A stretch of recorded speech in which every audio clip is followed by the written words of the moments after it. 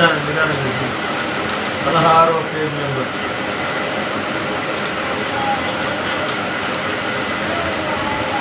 15వ అధ్యాయం 28వ వాక్యం.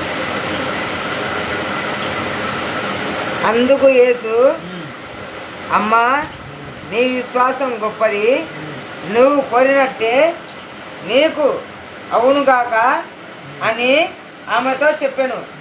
ఆ గడియలోనే ఆమె కుమార్తె స్వస్థత నొందెను. దేవునికి స్తోత్రం. చప్పట్లు దేవుని నామానికి మహిమ కలుగును. హల్లెలూయా హల్లెలూయా. చూడండి, దేవుని నామానికి మహిమ కలుగును.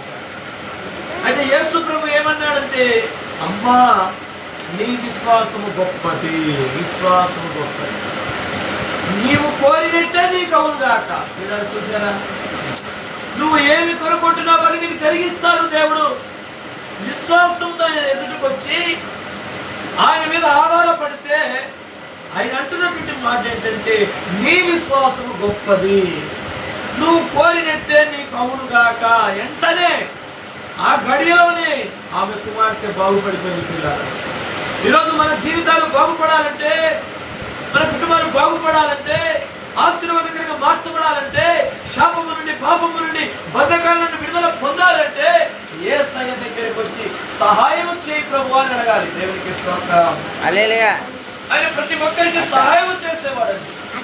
ఆయన దగ్గరికి వచ్చి, నాకు నువ్వు సహాయం చేయి ప్రభువా, నాకు నువ్వు సహాయం చేయి ప్రభువా, నా బాధలు ఇదయ్యా అని ఆయనతో పంచుకుంటే మన బాధలు, ఆయన అంటున్నాడు, నువ్వు ఎంతో విశ్వాసంతో వచ్చావు తల్లి, నువ్వు ఎట్లా అనుకున్నావో నీకు అట్టనే జరుగుతుంది అన్నాడు.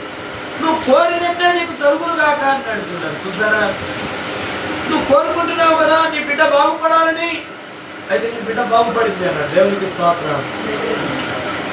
ఈరోజు మన పరిస్థితులు బాగోలేకపోతే బాగు చేసే దేవుడు ఉన్నాడు, స్థితిగతులు మార్చే దేవుడు ఉన్నాడు, అద్భుతాలు చేయగలిగిన దేవుడు ఉన్నాడు, ఆశ్చర్యకార్యం చేయగలిగిన దేవుడు ఉన్నాడు.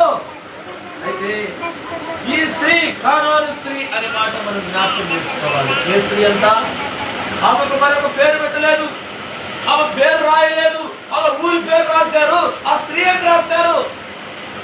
ఈరోజు అదే ప్రాంతంలో మన ఊరి పేరు రాసి, మన పరిస్థితి రాసి, ప్రభువా నాకు సాయం చేయమంటే మనకు కూడా ఆయన సాయం చేస్తాం. దేవునికి స్తోత్రం. స్త్రీ పురుషుడని భేదం లేదు, చిన్న పెద్దని తేడా లేదు, రంగు భేదం లేదు, వస్త్ర భేదం లేదు, ప్రాంత భేదం లేదు.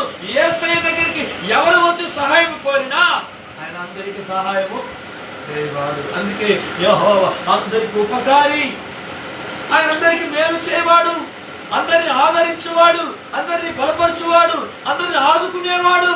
దేవునికి స్తోత్రం. నశించిపోతున్న మానవుని ఎదుటకు ఆయన వచ్చాడు. లోక పాపమును మోసుకుని పోయి దేవుడు గొర్రె పిల్లగా వచ్చాడు. ఎవరు నాశనం అయిపోతాం, ఎవరు నష్టపోవడం ఆయనకి ఇష్టం లేదు. జీవితాన్ని అర్ధనష్టంగా ముగించడం ఆయనకి ఇష్టం లేదు. ఆయన అందరిని దీవించడానికి వచ్చాడు, అందరిని ఆశీర్వాదించడానికి వచ్చాడు.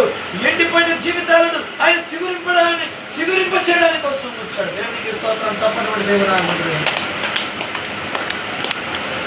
మన జీవితంలో ఉండవలసింది విశ్వాసం, విశ్వాసం, విశ్వాసం. దేవుని యొక్క నమ్మకం మనకు ఉండాలి. దేవుడు బాగు చేస్తాడని ఒక విశ్వాసం ఉండాలి. పిల్లారా, ఎప్పుడైతే ప్రభునందు విశ్వాసం మన జీవితంలో కలిగి ఉంటామో దేవుని కార్యాలు మనం చూస్తాము అని జ్ఞాపకం చేస్తాం. దేవుడు చేసే అద్భుత కార్యం మనం చూస్తామని జ్ఞాపకం చేసుకోండి. పిల్లారా, అయితే ఇంకొక సందర్భాన్ని కూడా నేను జ్ఞాపకం చేసి నేను ముగించే ప్రయత్నం చేస్తాను. పిల్లారా, పరిశుద్ధ గ్రంథంలో మత్తయి సువార్త 16వ అధ్యాయం, మత్తయి సువార్త 16వ అధ్యాయం